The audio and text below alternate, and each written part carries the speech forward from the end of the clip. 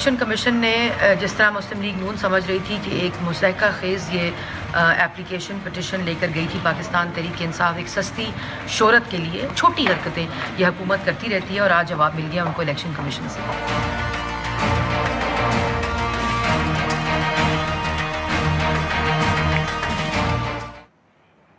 Welcome to news wise, میں ہوں عارفہ نور۔ آج پروگرام میں سب سے پہلے ہم بات کریں گے الیکشن کمیشن کا جو فیصلہ آیا ہے مریم نواز صاحبہ کے کیس کے حوالے سے۔ مریم نواز صاحبہ کو الیکشن کمیشن نے کہا ہے کہ وہ نواز لیگ کی نائب صدر جو بننے کے لیے اہل ہیں، اور انہوں نے کہا ہے کہ یہ اس لیے فیصلہ کیا گیا ہے کیونکہ جو عہدہ مریم نواز صاحبہ کے پاس ہے یعنی کہ نائب صدر کا، وہ ایک غیر فعال عہدہ ہے اور ان کے پاس کوئی اختیارات نہیں ہیں، اس لیے وہ اس کو ایلیجبل ہیں ہولڈ کرنے کے لیے۔ مریم نواز صاحبہ کا جو یہ کیس ہے یہ الیکشن کمیشن میں پاکستان تحریک انصاف کی کچھ ممبران لے کے گئے تھے جب پاکستان مسلم لیگ نواز نے اپنی نئی پارٹی کی ری اسٹرکچرنگ اناؤنس کی تھی، اور اس کے اندر انہوں نے مریم نواز کو بھی ایک پوسٹ دی تھی، اور پی ٹی آئی کا موقف یہ تھا کہ کیونکہ ان کو سزا ہو چکی ہے اس لیے وہ اب ایلیجبل نہیں ہیں۔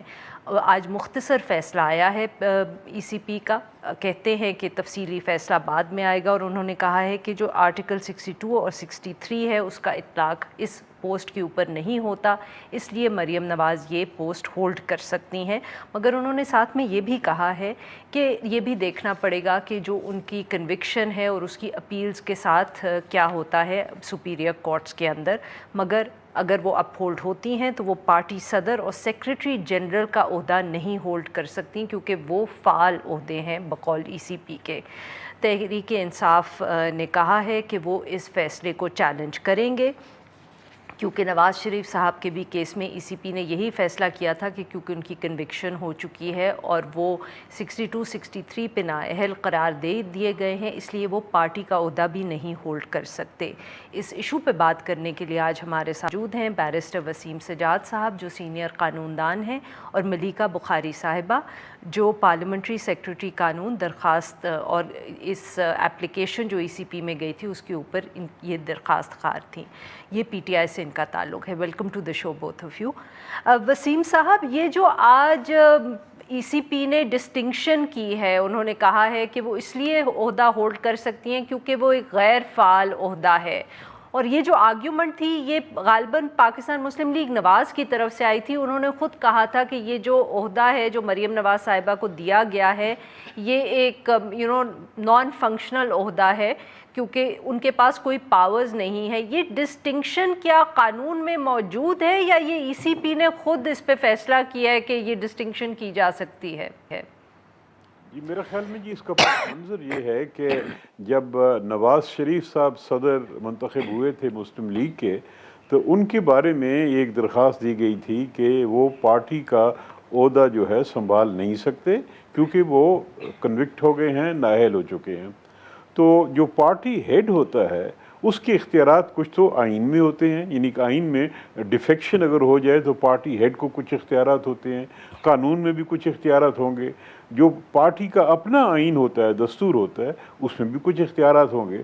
تو اس پہ طویل بحث ہوئی اور فیصلہ یہ آیا کہ جی چونکہ صدر پارٹی کا ایک اختیار رکھتا ہے تو ایسے شخص کو جو کہ خود ممبر اسمبلی نہیں بن سکتا اس کو ہم کیسے اختیار دے سکتے ہیں کہ وہ دوسرے ممبران کو نامزد کرے یا ان کو نااہل قرار دے یا ان کے بارے میں کوئی ڈسپلنری ایکشن لے؟ تو یہ اس میرے خیال میں کیس کا پس منظر ہے۔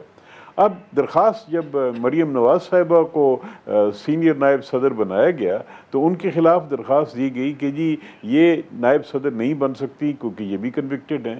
تو ای سی پی نے یہ ایک ڈسٹنکشن کی ہے کہ جی جو نائب صدر کا عہدہ ہے اس کے کوئی قانون میں بھی اختیارات نہیں ہیں، آئین میں بھی نہیں ہیں، ان کی اپنے آئین میں بھی نہیں ہوں گے، لیکن اگر وہ کسی وقت ایکٹنگ ہیڈ بن جاتی ہیں تو پھر ان کے پاس وہ اختیار آ جائیں گے بطور قائم مقام ہیڈ کے۔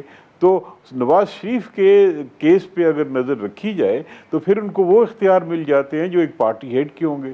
تو لہذا یہ ڈسٹنکشن کی ہے ای سی پی نے، لیکن اس ڈسٹنکشن کو یہ چیز سامنے رکھے کی گئی ہے جو کہ فیصلہ نواز شریف صاحب کا ہے تاکہ اس میں کوئی کانفلکٹ نہ ہو۔ تو اب یہ صورتحال ہے کہ اگر کوئی ایسا عہدہ ہے پارٹی کا جس کے تحت پارٹی ہیڈ کو اختیارات مل جاتے ہیں کسی کو ڈسکوالیفائی کرنے کے، کسی کو نامزد کرنے کے لیے، ڈسپلنری ایکشن لینے کے لیے، تو اس عہدے کا کوئی بھی نام ہو، پریزیڈنٹ ہو، وائس پریزیڈنٹ ہو، سیکرٹری ہو، تو اس فیصلے کی روح سے وہ ہولڈ نہیں کر سکیں گے۔ لیکن اگر کوئی ایسا عہدہ ہے جو کو اختیارات نہیں رکھتا، ایک نام ہے، ایک لیبل ہے، تو اس کا بارے میں الیکشن کمیشن نے کہا ہے کہ وہ رکھ سکتے ہیں۔ تو میرے خیال میں یہ ایک درست ڈسٹنکشن کی ملیکہ گئی ہے۔ صاحبہ کو بھی سر، وسیم صاحب یہ ملیکہ صاحبہ کو بھی کانورسیشن میں شامل کرتے ہیں، because میرے خیال میں وہ اس سے ڈس ایگری کرتی ہیں جو آج ٹویٹس تھی ان کی۔ وسیم سجاد صاحب بہت ایکسپیرینس قانون دان ہیں، لائر ہیں، I respect him a lot, but unfortunately میں ان کی اس ڈسٹنکشن سے ڈس ایگری کرتی ہوں، اور election commissioner, honourable election commissioner کے فیصلے سے، ای سی پی کے فیصلے سے، ممبران کے فیصلے سے بھی ہم ڈس ایگری کرتے ہیں۔ ہم اس سے پہلی بات تو یہ ہے غیر فعال اور فعال عہدے کی جو بات ہوتی ہے کہ مریم نواز شریف کیونکہ وائس پریزیڈنٹ ہیں اور ان کو آفس نان فنکشنل کا انہوں نے لفظ استعمال کیا، وداؤٹ پاورز ہے۔ آپ مجھے بتائیے کہ ایک خاتون جو پارٹی کی روح رواں ہے، جو خاتون پارٹی کی ریپرزنٹیشن کرتی ہیں، بلاول جو پاکستان پیپلز پارٹی کے ہیڈ ہیں، ان کو ملتی ہیں، پارٹی کے اہم فیصلوں میں وہ اول ہیں، پارٹی کی بیسس پہ وہ جلسے کرتی ہیں، نواز شریف صاحب کی دختر ہیں، اور اپنے آپ کو کلیمنٹ کہتی ہیں کہ جی میں وزیر اعظم کی بھی کلیمنٹ ہوں and the future you know. So کیسے ان کا عہدہ نان فنکشنل ہے جب وہ پارٹی کے اتنے وائڈ پاورز ایکسرسائز کرتی ہیں، سارے فیصلے ان کی مرضی کے بغیر نہیں ہو سکتے؟ تو یہ ڈسٹنکشن آن پیپر تو شاید ہوگی، بٹ ان پریکٹس ہمارا فنڈامنٹل ملیکہ صاحبہ ہم نے تو پیپر پہ ہی دیکھنا ہے نا، لیکن قانون تو اسی طرح فیصلے کرتا ہے کہ دیکھا جائے کہ مریم نواز شریف کا عمل کیا ہے۔ دیکھیے ایک پریس ٹاک ریسنٹلی انہوں نے کی ایک جج کے بیہیویئر کے اوپر، اس کے اندر بھی وہ پورے اپنے پارٹی کے ممبران کو انہوں نے ہاسٹیج ہولڈ کیا ہوا تھا۔ She was the one making the decisions, she is the main decision maker in P M L N and not Shehbaz Sharif, اور ہم نے بارہا یہ کہا ہے، اس لیے ان کا عہدہ ہمارے اکارڈنگلی نان کہ آپ فنکشنل ای نہیں سی ہے۔ پی میں پروو تو نہیں کر پائے کیونکہ ای سی پی نے ہم نے یہ اپنی موقف آرگیومنٹس کی، نہیں ای سی پی کے ممبران اور الیکشن کمشنر آنریبل نے ہم سے ایگری نہیں کیا۔ دیکھیے اس کیس کا ایک بیک گراؤنڈ ہے، ذوالفقار علی بھٹہ کیس کا پیرا 60 سب پیرا 7 کلیئرلی یہ کہتا ہے کہ article 203 of the elections act 2017 has to be read in accordance with article 62 and 63 of the constitution. اس کا عام الفاظ میں مطلب یہ ہے کہ جو شخص نااہل ہے وہ پارٹی کا آفس بیرر نہیں ہو سکتا، but it has to be read and construed in accordance with article 62 and 63۔ So Maryam Nawaz Sharif clearly article 62 and 63 کے زمرے سے باہر ہو چکی ہیں، تو پھر وہ پارٹی آفس بیرر کیسے ہو سکتی ہیں؟ تو ہمیں لگتا ہے کہ چیف الیکشن کمشنر اور ممبران کا فیصلہ is not in accordance with the Zulfiqar Ali Bhutto case. دوسری بات یہ ہے کہ اس کا بیک گراؤنڈ یہ ہے کہ جو اب article 203 of the elections act 2017 ہے، یہ پہلے پولیٹیکل پارٹیز آرڈر میں سیکشن 5 تھا، وہاں ایک پرووائزو تھا جو کہتا تھا، کلیئرلی اسٹیٹ لکھا ہوا تھا کہ آپ اگر 62 اینڈ 63 کے زمرے سے باہر ہیں تو آپ پارٹی آفس بیرر نہیں ہو سکتے۔ الیکشنز ایکٹ میں یہ پرووائزو نکال دیا گیا جس کی بیسس پہ انہوں نے یہ ساری آرگیومنٹ کنسٹرکٹ کی، بٹ ذوالفقار علی بھٹہ کیس نے اس پرووائزو کو واپس ڈال دیا الیکشنز ایکٹ کے اندر، آلموسٹ ریڈ، انہوں نے کہا کہ you have to read that proviso into the new elections act. Bhutta case کس سال کا ہے جی؟ یہ 2018 کا کیس ہے، جس اس کیس کے تھرو نواز شریف صاحب جو ایکس وزیر اعظم ہیں اور اب نااہل ہیں، اس کیس کے ہی تھرو وہ اپنے پارٹی پریزیڈنٹ کے عہدے سے اترے تھے۔ تو ہمارا فنڈامنٹل بلیف یہ ہے کہ الیکشن کمیشن کی جو فیصلہ ہے، ابھی تو شارٹ آرڈر آیا، ڈیٹیل ججمنٹ آنی ہے، it is not in accordance with the Supreme Court judgment and the principles laid down in Zulfiqar Ali Bhutto case and the elections Act 2007۔ جی یہاں پہ لیں گے ناظرین ایک چھوٹا سا، جب ہم بریک سے واپس آئیں گے تو ہم وسیم سجاد صاحب سے اور ملیکہ بخاری صاحبہ سے گفتگو جاری رکھیں گے۔ اسٹے ود اس۔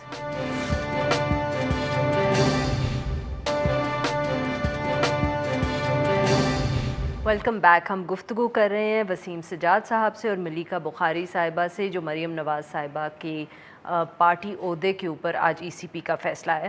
ملیکہ صاحبہ آج آپ نے ایک ٹویٹ بھی کیا جس میں آپ نے کہا کہ اگر مریم نواز صاحبہ جو ہے وہ ایک کیا کہتے ہیں ان کا عہدہ فعال نہیں ہے تو اب ان کو جلسے بھی نہیں کرنے چاہیے, لیڈ بھی نہیں کرنے چاہیے, پریس کانفرنسز بھی نہیں کرنی چاہیے.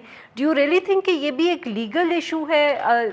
آپ نے پہلے بھی اس کا ذکر کیا تھا. دیکھیں اب آنریبل چیف الیکشن کمشنر نے اپنے فیصلے میں جو شارٹ آرڈر آیا ہے اس میں لکھا ہے کہ مریم بی بی کا جو عہدہ ہے as vice president it's non functional without powers. تو انہوں نے تو قدغن خود ہی لگا دی ہے ایکچولی, بیکاز اگر آپ نان فنکشنل وداؤٹ پاورز عہدہ رکھتے ہیں یا رکھتی ہیں تو پھر آپ پارٹی کو جلسوں کے اندر ریپرزینٹ بھی آپ کو نہیں کرنا چاہیے, آپ کو پارٹی کے بیسس پہ سینئر ممبران سے میٹنگ بھی نہیں کرنی چاہیے دوسرے پولیٹیکل پارٹیز کے, آپ کو اپنی پارٹی کو ہر جگہ ریپرزینٹ بھی نہیں کرنا چاہیے. جو عام پارٹی کے ممبرز ہوتے ہیں جو آفس بیئرر نہیں ہوتے, جلسے میں وہ بھی آتے ہیں, بالکل آتے ہیں, لیکن مریم بی بی کلیدی کردار ادا کرتی ہیں وہ ہر چیز کے اندر. یہی بات تو وسیم صاحب پہلے بھی کہہ رہے تھے نا کہ یہ چیزیں تو آپ ان کو لیگلی تو نہیں پروو کر سکتے کہ فیصلے کیا کون کرے. جیسے سامنے ہوتا ہے, دیکھیے اگر مریم بی بی اور بلاول کی میٹنگ ہوئی ہے تو اس میں تو کلیئرلی پتا چل رہا ہے کہ وہ دونوں ملے, وہاں شاہد خاقان عباسی بھی بیٹھے ان کی الگ بھی میٹنگ ہوئی, they had a separate meeting, دونوں ملے اہم فیصلے کیے اور اس کے بعد جی وہ آ کے اپنی پریس کانفرنس کرتے ہیں اور پارٹی کا لائے عمل بتائیں گے, سب سے ڈسکس کریں گے. Is this something you can challenge legally? Well, post the election commissioner's decision, his short order today, جس کے اندر وہ خود ڈسٹنکشن کریٹ کر رہے ہیں فنکشنل نان فنکشنل کے اندر, کلیئرلی لکھا ہمیں لگ رہا ہے کہ non functional post without powers تو کچھ کر ہی نہیں سکتی مریم بی بی. She can basically do nothing, کیونکہ ہماری مین کنٹینشن کیا تھی کہ ایک شخص جو صادق اور امین نہیں ہوتا, 62 اور 63 کے ذمے سے باہر ہوتا ہے, وہ ڈیموکریسی میں پارٹیسپیٹ نہیں کر سکتا ایز ممبر آف پارلیمنٹ. تو پھر وہی شخص ایک پارٹی کا آفس بیرر بن کر ایک پولیٹیکل پارٹی کو ریپرزینٹ کرتا ہے, کیا یہ نفی نہیں ہے جمہوریت کی؟ اور ذوالفقار علی بھٹو کیس کی کل نواز شریف صاحب سے شہباز شریف صاحب اور پارٹی کے سینئر لوگ ملنے گئے تھے جیل میں, انہوں نے بھی کہتے ہیں وہاں پارٹی ایشوز ڈسکس کیے, وہاں پہ یہ ڈسٹنکشن ہم نے تو کریٹ نہیں کی. نہیں تو آپ کیا اس کو چیلنج کر سکتے ہیں کہ انہوں نے جیل میں ملاقات کیوں کی یا پارٹی ایشوز کیوں ڈسکس کیے؟ دیکھیں that is something that we not discussing. ہم مریم بی بی کے کیس کو ڈسکس کر رہے ہیں, ہم فنکشنل اور نان فنکشنل کے پرنسپل کو ڈسکس کر رہے ہیں جو انہوں نے خود ہی چیف الیکشن کمشنر نے جو بات کر رہی ہیں کہ اب ان کو نہ پارٹی میٹنگ ہیڈ کرنی چاہیے نہ جلسے میں خطاب کرنا چاہیے, کیا از دس سم تھنگ جو امپلیمنٹ کیا جا سکتا ہے یا لیگلی اس کو چیلنج کیا جا سکتا ہے؟ بہرحال جی یہ میرا خیال ہے اس قسم کی درخواستیں آئیں گی, فیصلے ہوں گے, لیکن بظاہر مجھے اس کا تعلق وائس پریزیڈنٹ سے کوئی لنک نظر نہیں آتا. اگر کوئی شخص وائس پریزیڈنٹ نہیں ہے تو کیا وہ جلسہ نہیں کر سکتا یا تقریر نہیں کر سکتا, یا وہ وائس پریزیڈنٹ نہیں ہے, کوئی عہدہ نہیں ہے, وہ کوئی مشورہ نہیں دے سکتا؟ تو میرا خیال میں یہ چیزیں جو ہیں, یہ چونکہ ایک سیاست کا معاملہ ہے تو یہ درخواستیں جائیں گی, ای سی پی میں جائیں گی, اس فیصلے کی مزید تشریح ہوگی. اگر اپیل میں جاتے ہیں تو اپیلیٹ کورٹ فیصلہ کرے گا. لیکن میرے خیال میں جو انہوں نے کہا ہے نا فنکشنل نان فنکشنل, اس کا تعلق قانون سے ہے کہ قانون میں, آئین میں, پارٹی کے آئین میں کوئی ایسے اختیارات ہیں جو اس وائس پریزیڈنٹ کے پاس ہے. اگر ہے تو وہ فنکشنل ہے, اگر نہیں ہے تو نان فنکشنل ہے, otherwise it's simply a label. تو میرے خیال میں ڈسٹنکشن یہ کی گئی ہے, تفصیل سے فیصلہ آ جائے گا تو زیادہ بہتر پتہ چل جائے گا. کیا ای سی پی کی ڈیسیجنز جو ہیں وہ ہائی کورٹ کے اندر اور سپریم کورٹ کے اندر چیلنج ہو سکتی ہیں؟ کیونکہ اس پہ آپ کو یاد ہوگا کہ ایک دفعہ جب سپریم کورٹ نے فیصلہ دیا تھا تو اس کے بعد فخر الدین جی ابراہیم صاحب ریزائن کر کے چلے گئے تھے ایز ای سی پی ہیڈ. اس کیس کو اگر چیلنج کیا جا سکتا ہے تو غالباً ریٹ پٹیشن کے تحت چیلنج کیا جا سکتا ہے, آرٹیکل 199 کے تحت. تو اگر یہ چیلنج کیا کسی نے تو موسٹ پروبیبلی 199 کے تحت ہائی کورٹ میں جائیں گے اور اس کے بعد پھر سپریم کورٹ میں جا سکتے ہیں. یہ طریقہ کار ہوگا جی. بٹ دیر از مطلب کہ کوئی قدغن نہیں ہے کہ ای سی پی کے فیصلے کو آپ چیلنج نہیں کر سکتے. I was just getting the legal point, میں آپ سے بھی پوچھتی ہوں. جی ایسی کوئی قدغن نہیں ہے جی. Any order of the election commission, کچھ ہوں گے ایسے آرڈرز جس میں قانون میں لکھا ہوا ہے کہ اس کی اپیل براہ راست سپریم کورٹ میں ہوتی ہے, تو وہ تو اپیل میں چلے جائیں گے. جس کے بارے میں کوئی ریمیڈی ایکٹ میں نہیں دی گئی تو وہ آرٹیکل 199 کے تحت ریٹ پٹیشن کے ذریعے ہائی کورٹ میں چیلنج ہو سکتے ہیں آن دا گراؤنڈ کہ یہ غلط ہے, قانون کے خلاف ہے یا وداؤٹ یورسڈکشن ہے. ملیکا صاحبہ تو یہ کب تک آپ لوگوں نے फैसला करना है या कर लिया है इन प्रिंसिपल कि इसको आप पहले चैलेंज? तो वसीम सजाद साहब जो बात कर रहे जी। थे मैं उसको इंडोर्स करूंगी, उसकी तायद करूंगी। एग्जैक्टली यही पोजीशन लीगली हम भी यही समझते हैं कि लॉ की इंटरप्रिटेशन ये है on in terms of appealing the decision, या उसको हम रिट पिटिशन के थ्रू चैलेंज करेंगे अंडर आर्टिकल 199। हमने तो एक्चुअली प्रिंसिपल फैसला कर लिया है कि हम इस फैसले को हम चैलेंज करेंगे in the high court under writ petition under article 199। तो इंशाल्लाह in the next couple of days या नेक्स्ट वीक तक हम अपनी पिटिशन को पेश कर देंगे। बहुत Thank you. बहुत शुक्रिया वसीम सजाद साहब आपका, बहुत बहुत शुक्रिया मलिका साहिबा, आप दोनों ने शिरकत की। नाज़रीन, यहाँ पे लेंगे एक छोटा सा ब्रेक, और जब हम ब्रेक से वापस आएंगे तो हम बात करेंगे इस वक्त जो मिडल ईस्ट के अंदर क्राइसिस इरप्ट हुआ है या ब्रू कर रहा है। Stay with us.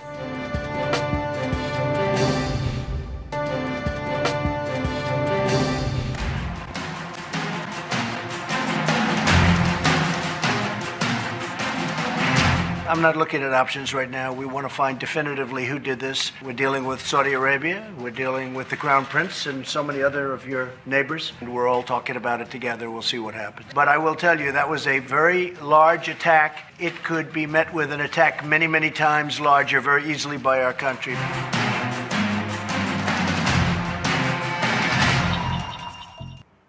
Welcome back. Programme के इस हिस्से में हम जिक्र करेंगे मशरक़ वस्ता यानी कि मिडल ईस्ट के बहरान का, जो 2 रोज़ कबल जब सऊदी ऑयल इंस्टॉलेशंस के ऊपर हमला हुआ, उसके बाद लग रहा है कि ये बहरान काफ़ी संगीन होता चला जा रहा है।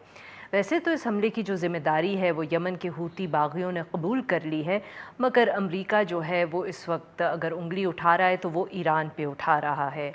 अमरीकी सदर डोनाल्ड ट्रंप ने ये भी कहा है कि अमेरिका सऊदी अरेबिया के साथ है और उसे मालूम है कि हमला किसने किया, मगर फिर भी वो सऊदी अरेबिया को ये मौका देंगे कि वो ख़ुद फ़ैसला करें कि इस हमले का ज़िम्मेदार कौन था।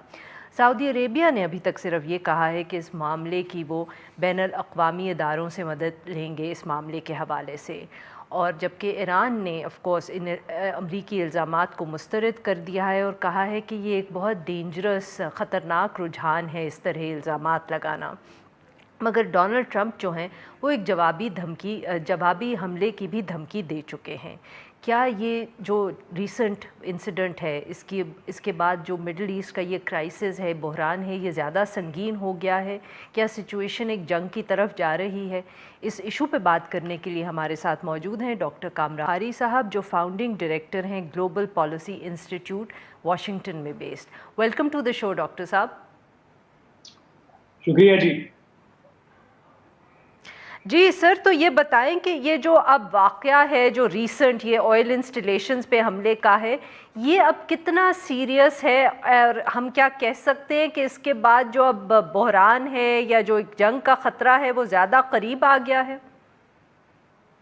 देखिए, एस्केलेशन तो ये बहुत बड़े पैमाने पर है, लेकिन जंग की क्या होगी सूरत हाल, ये कुछ कहना अभी बाकी अभी मैं समझता हूँ कबल अज़ वक्त है, क्योंकि ना ही अमेरिका ना ही ईरान जो है जंग चाहता है, ना ही जो अरब ममालिक हैं बशमूल सऊदी अरब वो चाहते हैं कि कोई जंग हो, क्योंकि अगर जंग होगी तो जो नुकसान सऊदी अरब को हुआ है वो और भी बढ़ जाएगा। उसकी वजह यह है कि जंग के हालत में वहाँ से ख़ाम तेल की जो एक्सपोर्ट्स हैं वो नहीं हो सकेंगी। तो मैं नहीं समझता कि जो है किसी के भी मफाद में है कि वो जंग करे, लेकिन रिटेलिएशन जो है वो लाजमी हो गया है इस पर। बल्कि मैंने अभी थोड़ी देर पहले एक मजमून शाया किया है कि अमेरिका किस तरीके से रिटेलिएट भी कर सकता है और जो मुज़ाकरात का रास्ता है उसको भी अपना सकता है। पर सर, साथ साथ ये जो फिर इतने सख्त बयानात क्यों हमें देखने को मिल रहे हैं, और वो हमेशा जो सख्त बयान होता है वो अमेरिका की तरफ से ही आता है? जी, वो इसकी बहुत सारी वजूहात हैं। एक तो ये है कि बयान जो होते हैं वो पब्लिक रिलेशंस पर्सपेक्टिव से किए जाते हैं, वो एग्जैक्ट बिहेवियर की अक्कासी नहीं करते। ऊपर से वो फिर परसेप्शन शेपिंग की भी काम आता है साय ऑप्स में, कि आप दूसरी जानिब को मैसेजिंग कर रहे हैं, टेलीग्राफ कर रहे हैं कि भाई क्या हो सकता है, ताकि उनके बिहेवियर को शेप किया जाए। तीसरी बात यह है कि अपना अमेरिका चूंकि एक सुपर पावर है, इस किस्म की जब कोई कार्रवाई होती है तो फिर सख्त अल्फाज ही इस्तेमाल करेंगे, प्यार से तो बात नहीं होगी ना।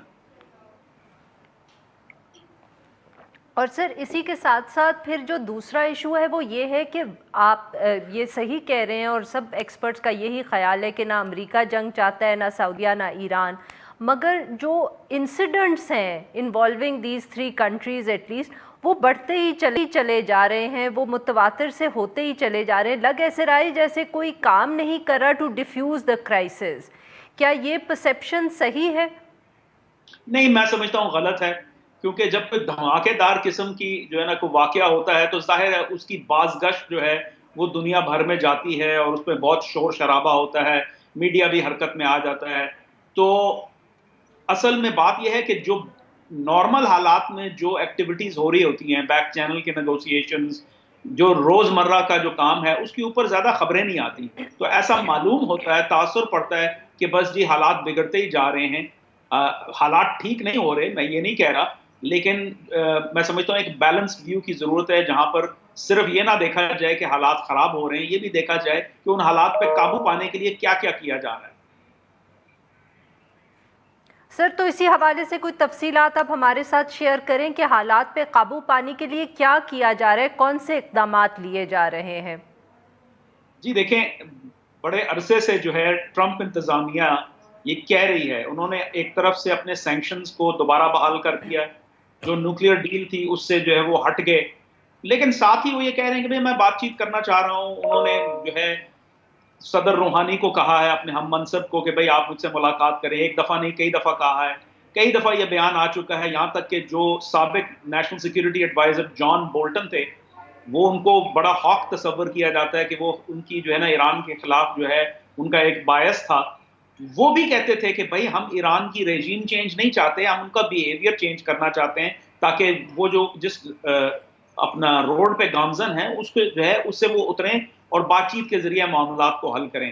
یہ مطلب آج کل گوگل کا زمانہ ہے، اگر آپ جو ہے اس کو گوگل کریں تو آپ کو بہت ساری ایسی بیانات ملیں گے، بہت سارے ایسے جو ہے پیشکش ملیں گی، رپورٹس ملیں گی کہ جہاں پر بات چیت کے ذریعے حالات کو ڈیفیوز کرنے کی کوشش کی جا رہی ہے. یہاں تک کہ جب وہ ڈرون گرایا تھا امریکہ کا ایران نے، تو اس کے بعد یہ فیصلہ کرنے لگے تھے صدر ٹرمپ کہ بھائی کوئی جوابی کارروائی کی جائے، لیکن وہ انہوں نے خود آ کے کہا کہ بھائی میں نے جو ہے نا اس کام سے، اس فیصلے سے گریز کیا ہے، کیونکہ اس سے زیادہ نقصان ہوگا، فائدہ نہیں ہوگا.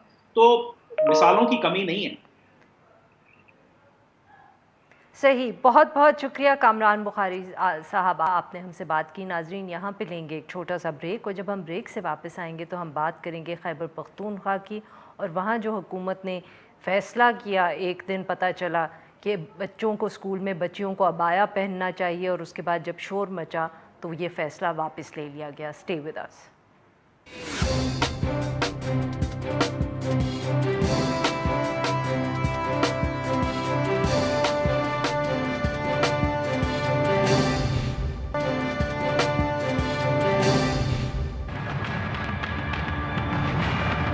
کلچر ہے ہمارا، اس کو دیکھ کے ہم نے وہ ڈیسیجن لینے ہیں کہ جہاں پہ ہم اپنے بچوں کو بھی پروٹیکٹ کریں. نوٹیفیکیشن کے ذریعے یا اس طرح کے زبردستی فیصلے لاگو اگر کریں گے تو یہ جبر کے زمرے میں آئے گا. Welcome back. پروگرام کے آخری حصے میں ہم ذکر کریں گے خیبر پختونخوا حکومت کا، جس نے کل فیصلہ کیا گزشتہ روز کہ جو اور نوٹیفیکیشن بھی پھر جاری کر دیا محکمہ تعلیم نے کہ صوبے بھر کے اندر جتنے طالبات ہیں وہ عبایا یا چادر جو ہے ان کے لیے لازمی قرار دے دی گئی کہ وہ مینڈیٹوری تھا جب وہ اسکول جائیں. مگر جب یہ نوٹیفیکیشن سامنے آیا تو اس پہ بہت زیادہ تنقید ہوئی، ٹیلی ویژن ٹاک شوز کنڈکٹ ہوئے، اس کے علاوہ سوشل میڈیا پہ اس پہ بہت زیادہ بات ہوئی اور اس کی بہت زیادہ تنقید کا نشانہ بنایا گیا صوبائی حکومت کو.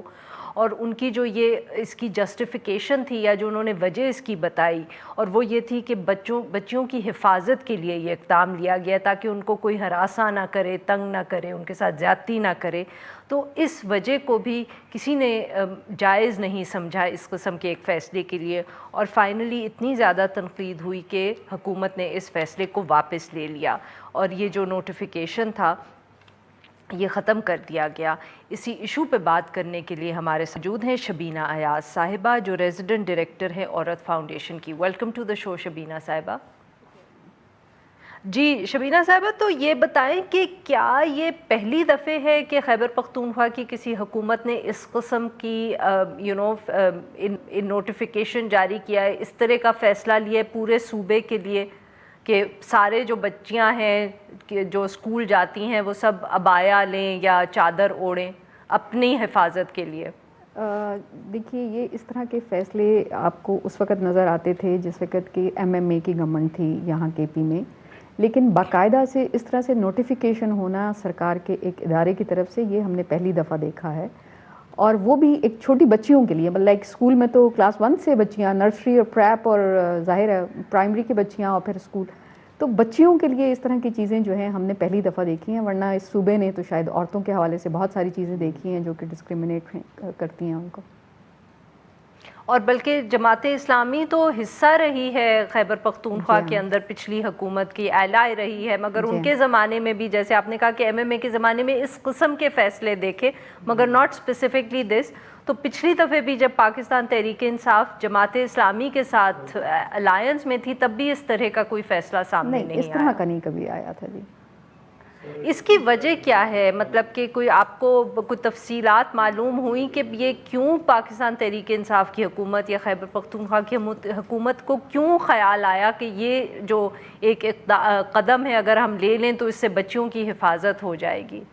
دیکھیے، یہ جو بقول ایڈوائزر صاحب کے انہوں نے خود ہی کہا کہ جو DEO ڈسٹرکٹ ایجوکیشن آفیسرز کی میٹنگ ہو رہی تھی پشاور میں، اور وہاں پہ انہوں نے کہا کہ جی اس طرح کی بچیوں کے ہیرسمنٹ کے بہت زیادہ معاملات سامنے آ رہے ہیں، تو میں نے ان کو کہا کہ آپ اپنے طور پہ ڈیسیجن کر لیں. میرا خیال ہے یہ ایک بہت غلط بات تھی کہ انہوں نے کہا کہ اپنے طور پہ ڈیسیجن کر لیں، کیونکہ اگر کوئی اس قسم کا معاملہ ایک بڑی میٹنگ میں آتا ہے اور وہ ایک ایشو کے طور پہ رپورٹ ہوتا ہے تو چاہیے کہ ایڈوائزر کا تو کام یہی ہے کہ ایڈوائز کرے کہ اب کرنا کیا ہے ایسے میں، اور خود ایک تو ان کو چھوڑ دیا. اور یہ سب سے پہلے ہری پور میں نوٹیفیکیشن DEO نے اس کو ایشو کیا، اور اس کے بعد پشاور میں یہ ہوا، اور جس پہ کل یہ پشاور میں ہونے کے بعد اس پہ ساری بات ہے.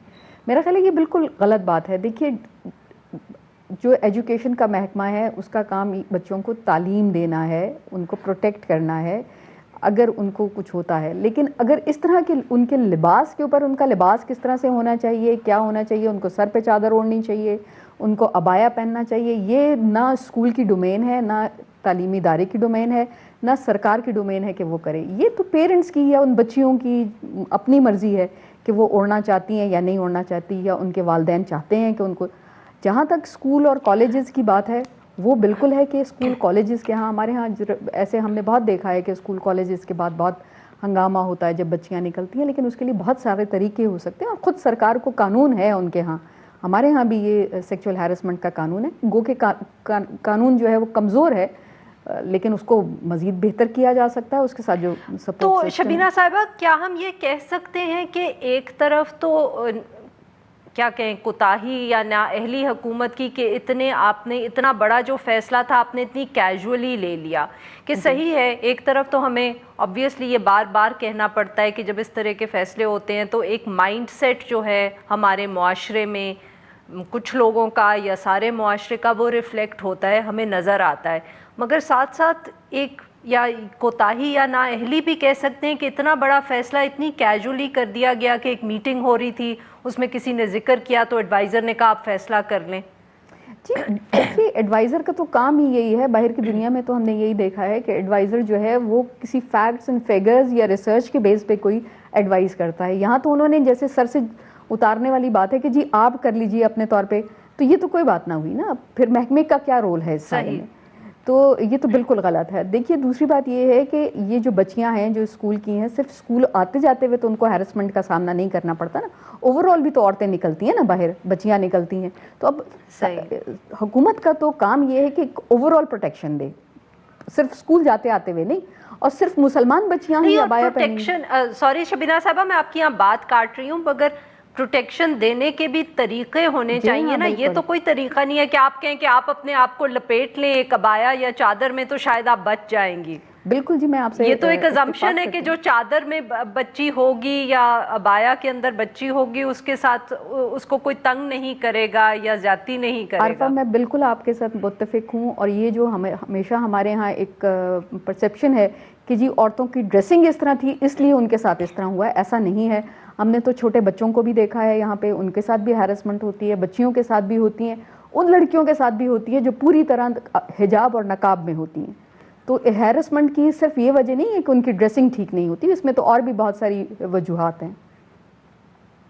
जी बहुत बहुत शुक्रिया शबीना साहिबा, आपने हमसे बात की। नाजरीन आज के लिए इतना ही। Will be back tomorrow at the same time.